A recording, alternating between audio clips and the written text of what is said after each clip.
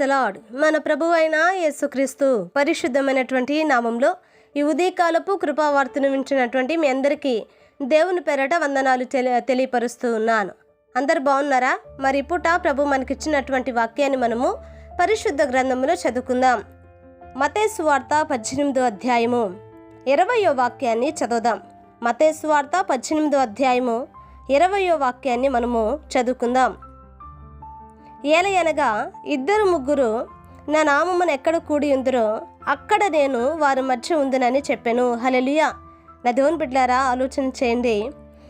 ప్రభు ఎక్కడ ఉంటారట, ఎవరి మధ్య ఉంటారట అని మనం గమనించినప్పుడు, మరి ఇద్దరు ముగ్గురు ఆయన నామంలో ఎక్కడైతే కూడుకొని ఉంటారో చూడండి, వారి మధ్య ప్రభు నిశ్చయముగా ఉంటాను అని ప్రభు మనకు సెలవిస్తూ ఉన్నాడు. నా దేవుని బిడ్డలారా, ఈ లోకపు క్రియలలో ప్రభువుని వెతికితే ఆయన వారి మధ్య ఉండడండి. లోకములో ఉంటూ, పాపములో ఉంటూ, బంధకాలలో ఉంటూ, లోకములో ఉన్నటువంటి భయంకరమైనటువంటి వేదనకరమైనటువంటి వాటిలో బ్రతుకుతూ మరి ప్రభువుని వెతికితే ప్రభు వారి మధ్య ఉండడండి. మరి ఎక్కడ ఉండాలి అని అంటే, ఎక్కడైతే ప్రార్థన జరుగుతుందో, ఆయన నామములో ఎవరైతే కూడి ఉంటారో. హల్లెలూయా. దేవుని బిడ్డలారా, గమనించండి. అపోస్తల కార్యములలో రాయబడిన రీతిగా మేడగదిలో ఆ పెంతెకొస్తు దినమందు నా దేవుని బిడ్డలారా 120 మంది కూడుకొని ఉన్నారట. ఈ 120 మంది కూడుకొని ఉన్నటువంటి వారి మధ్యలోనికి పరిశుద్ధాత్మ దేవుడు బలముగా సంచరించాడండి. పరిశుద్ధాత్మ దేవుడు బలముగా వారి మధ్యకి దిగి వచ్చాడు. అన్య భాషలతో వారి ప్రభువుని స్తుతించటానికి, ప్రభువుని మహిమపరచటానికి వాక్శక్తిని ప్రభు అనుగ్రహించాడు. అంటే ప్రభు పేరట కూడి ఉండాలి మనం. హల్లెలూయా. మనం కూడుకోవాలి, సన్నిధిలో కూడుకోవాలి, ప్రార్థనకు కూడుకోవాలి, ఆరాధనకి కూడుకోవాలి. నా దేవుని బిడ్డలారా, చాలామంది కూడుకోవడంలో మానుకుంటున్నారు. అలా కూడుకోవటంలో మానుకున్నటువంటి వారు నా దేవుని బిడ్డలారా, గమనించండి, వారి మధ్య ప్రభువు ఉండడండి. ప్రభువు వారి మధ్య నిలిచి ఉండడు. ఆలోచన చేయండి. యెషయా గ్రంథంలో కూడా రాయబడిన రీతిగా అత్యున్నత సింహాసనం మీద ప్రభు ఆసీనులై ఉండగా కెరూబులు సెరూబులట పరిశుద్ధుడు పరిశుద్ధుడు పరిశుద్ధుడు అని గాన ప్రతిగానములు చేర్చి ఉన్నారట. అంటే ఎక్కడైతే స్తుతి ఉంటుందో, ఎక్కడైతే ప్రభువుని స్తుతించగలిగిన ఆత్మ కలిగిన వాళ్ళు ఉంటారో అక్కడ నిశ్చయముగా ప్రభు ఉన్నారు. హల్లెలూయా. నిశ్చయముగా దేవుని సన్నిధి ఉంది.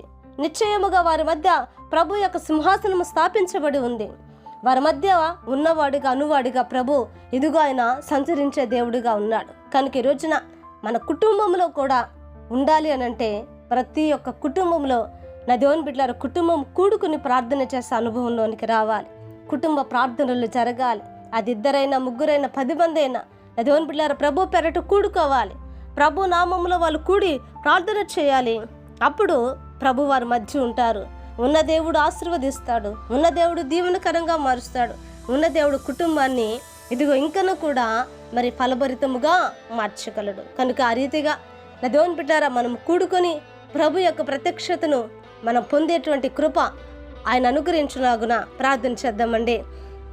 మహాపరిశుద్ధుడా, మహోన్నతుడా, నీకు వందనాలు, స్తుతి స్తోత్రాలు యేసయ్యా.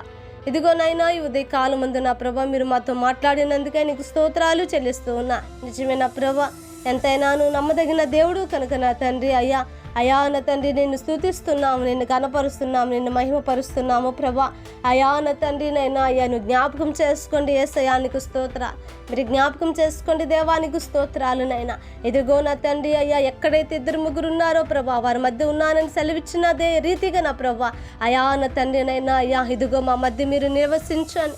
మేము ప్రార్థనలో ఉండటానికి, కూడుకోవడానికి నైనా అయ్యా మీరు కృప చూపండి. ఈ వాక్యం విన్న ప్రతి వారిని మీరు ఆశీర్వదించి దీవించి అయా నా తండ్రి, మీరే నా ప్రభా అయ్యా ప్రతి వారిని మీరు బలపరచమని యేసు నామమున అడిగి వేడుకుంటున్నాము తండ్రి. ఆమేన్. Praise the Lord. దేవుని కృప మీకు తోడై ఉండును కాక.